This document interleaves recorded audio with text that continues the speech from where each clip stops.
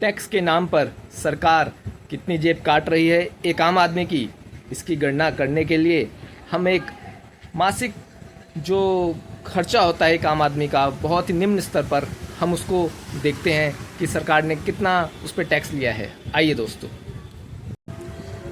साबुन अगर आपने 200 रुपये का महीने में लिया है तो 18% जीएसटी के हिसाब से 36 रुपये।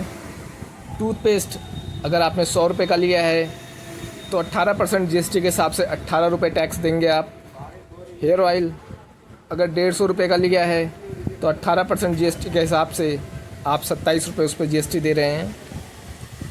दूध अगर मान के चलें महीने में आपके यहाँ 2000 रुपये का लगता है तो दूध पर जीएसटी है 5%। इस हिसाब से आप 100 रुपये महीने का दे रहे हैं टैक्स। अब टूथपेस्ट है तो टूथब्रश की भी ज़रूरत पड़ेगी। फैमिली में अगर 4 मेंबर हैं तो 4 के लिए आप 100 रुपये का टूथब्रश लाए तो 18% जीएसटी 18 रुपये। आटा आपने लिया 20 किलो मान के चलें महीने में लगा 700 रुपये का आटा लिया 5% के हिसाब से 35 रुपये जीएसटी। मसाले लिए 200 रुपये के 5% के हिसाब से 10 रुपये जीएसटी। चाय ली 200 रुपये के हिसाब से 5% के हिसाब से 10 रुपये जीएसटी। रिफाइंड ऑयल 250 रुपये का लिया 5% के हिसाब से 12.5 रुपये जीएसटी आपने दी। 1 किलो घी लिया मान के चले 700 रुपये का 12% के हिसाब से 84 रुपये जीएसटी आपने दी।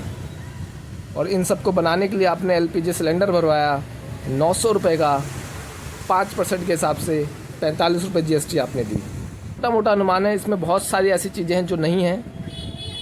फिर भी आप देखिए कि टोटल हमने 5,500 रुपये अगर खर्च किए महीने में तो उसमें लगभग 396 रुपये हमने जीएसटी पे करी है। तो इतना हम सरकार को अपने हर एक कॉमन आदमी दे रहा है सरकार को। 5,500 रुपये जब खर्च कर रहे हैं तो आप 400 रुपये लमसम सरकार को दे रहे हैं।